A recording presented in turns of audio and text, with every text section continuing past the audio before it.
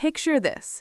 Your baby just woke up from a nap. They're fed, they're comfortable, and for a few beautiful minutes, they're genuinely happy, bright-eyed, kicking their feet, actually enjoying the world. You settle in on the floor together, maybe 15 or 20 minutes into what should be a solid stretch of awake time, and then those little hands creep upward, one fist, then both, pressing slowly against their face. Your baby is rubbing their eyes. And the thought arrives instantly, almost before you've even finished watching it happen. They must be tired again. So you do what every parent does. You pick them up, you dim the lights, you go through the whole nap routine with full confidence. And then your baby just lies there, looking at you, wide awake, as if the whole thing was a false alarm. If that moment feels familiar, you are not imagining things, and you are certainly not getting your baby wrong. You are working with a signal that parenting culture has taught you to read in one direction only, and the problem is that this particular signal has more than one meaning. Eye rubbing is one of the very first baby cues that new parents learn to watch for. It is treated as almost universal shorthand for sleepiness. But here's the part that changes everything. When eye rubbing appears too early, when the clock says your baby should have plenty of awake time left, that single movement means something different entirely, something that has nothing to do with sleep and everything to do with what is happening inside your baby's nervous system in that exact moment. Understanding the difference between those two things is one of the most genuinely useful things a parent of a young baby can know, and most parents never get told. Let's be honest about what we know first, because the common explanation is not wrong, it is just incomplete. Every parenting resource, every app, every grandmother who has ever held a newborn will tell you the same thing. Eye rubbing means your baby is getting sleepy. And in the right context, that is accurate.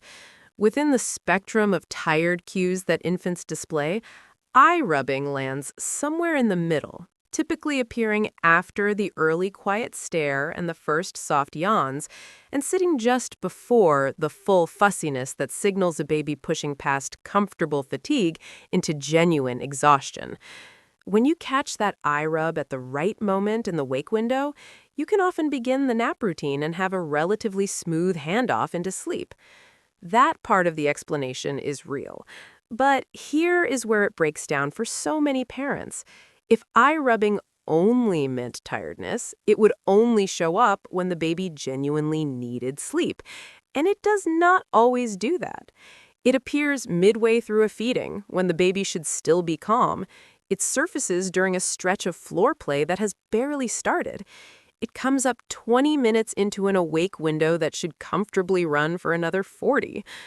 Parents who treat every instance of early eye rubbing as a sleep cue often find themselves running into a wall, putting the baby down again and again, only for the baby to resist sleep entirely because they simply were not tired enough to take a nap. So if the tired explanation only tells half the story, what is the other half? It turns out the answer lives in two places at once, in the physical biology of how a baby's eyes actually function, and in the deeper behavioral architecture of how a baby's nervous system manages too much sensory input. Both of those things intersect in that one small gesture, and once you see that intersection, the early eye rub starts making complete sense. Here is something that most parents have never been told about their baby's eyes. Babies blink far less than adults do. Where a healthy adult blinks somewhere between 15 and 20 times every single minute, research shows that young infants blink only a handful of times in the same period, some studies putting it at fewer than 5 times per minute. That difference is enormous, and it matters in a very specific way. Every time a person blinks, the surface of the eye is refreshed. Ophthalmologists describe the tear film on the eye as a 3-layer structure, a thin mucus layer at the surface, a watery layer in the middle, and an outer oily layer that slows evaporation. That entire structure needs to be renewed by regular blinking. Without enough blinking, those layers deteriorate.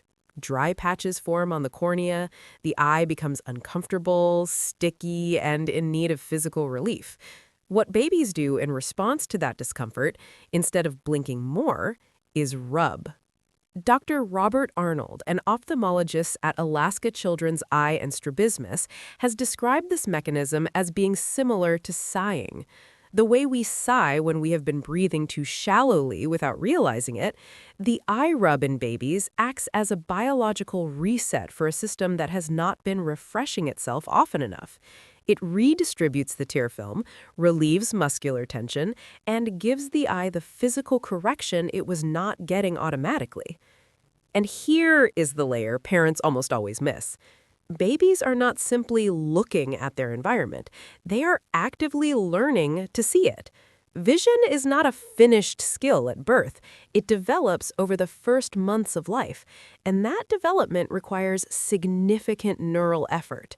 Every time your baby stares at your face, tracks a moving toy, or follows a pattern on the wall, they are doing genuine cognitive work. Their eye muscles are contracting, focusing, adjusting. Dr. Rebecca Dudovitz, an associate professor of general pediatrics at the UCLA David Geffen School of Medicine, has noted that eye rubbing in babies likely relates to a feeling of discomfort when the eye muscles have been working hard and simply need a break, much like the way sore shoulders need pressure after a long stretch at a desk. That muscular fatigue in the eyes does not wait for bedtime. It can accumulate during any sustained period of intense visual attention, which means the eye rub you see 20 minutes into playtime may not be about sleep at all. It may be about focus fatigue, a physical reset triggered by the work of seeing, not the work of staying awake. But that is still only the first layer, because underneath the physical reset lies something far more interesting. There is a documented neurological reflex in the human body that most parents have never heard of.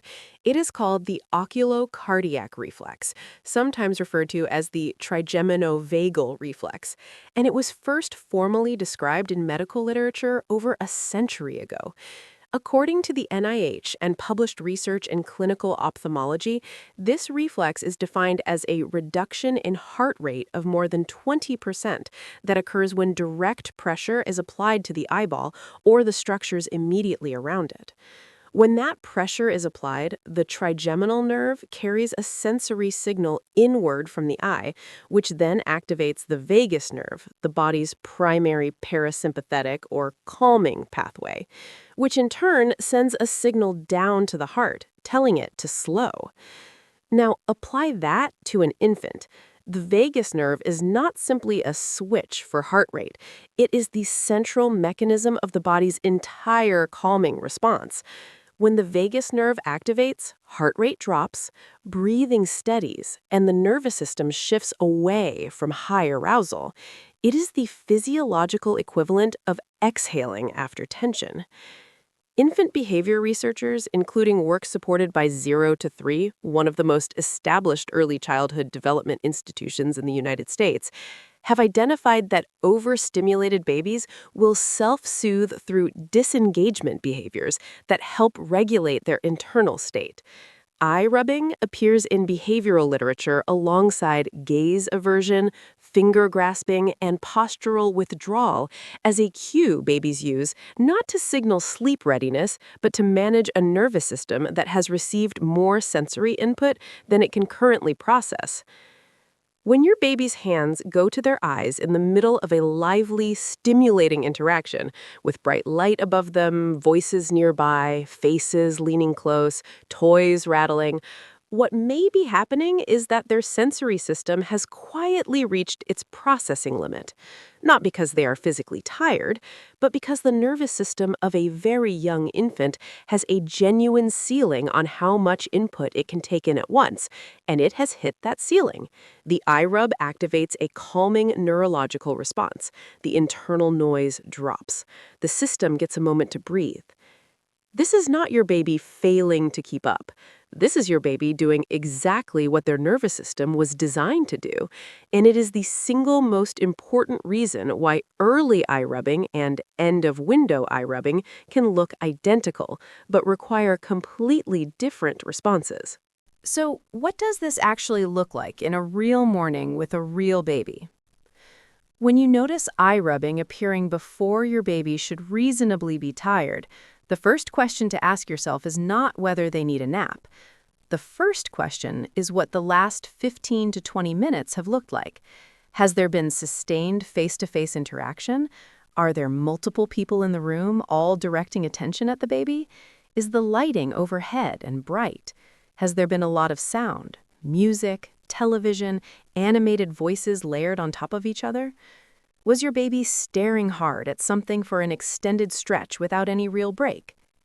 If yes, what you are likely seeing is a disengagement signal. Your baby is not telling you they need sleep. They are telling you they need less.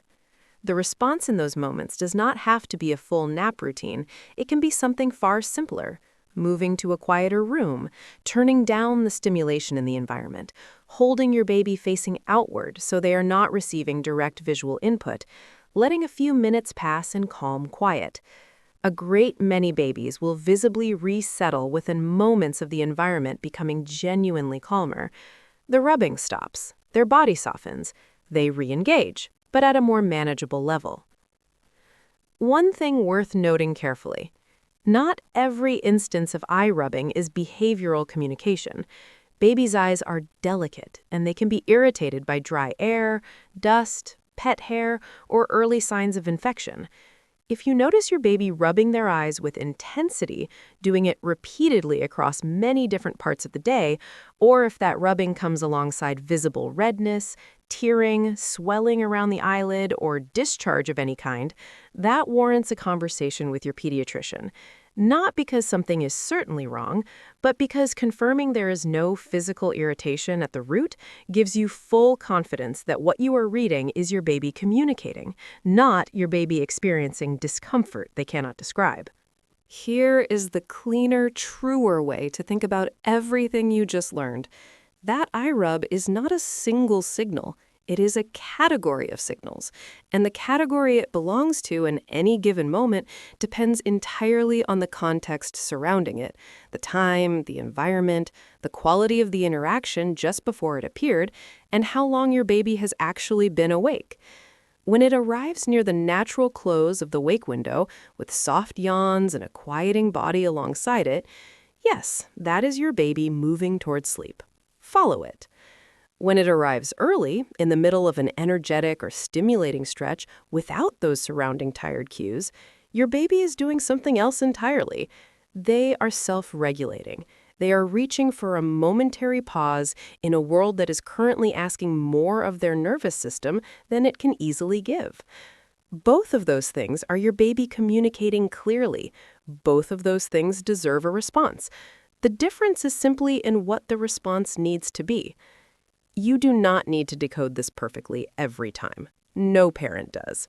But the moment you begin reading the context alongside the cue, asking what was happening before, not just what is happening now, the whole picture becomes dramatically easier to understand, and your baby feels the difference when the response fits what they were actually asking for.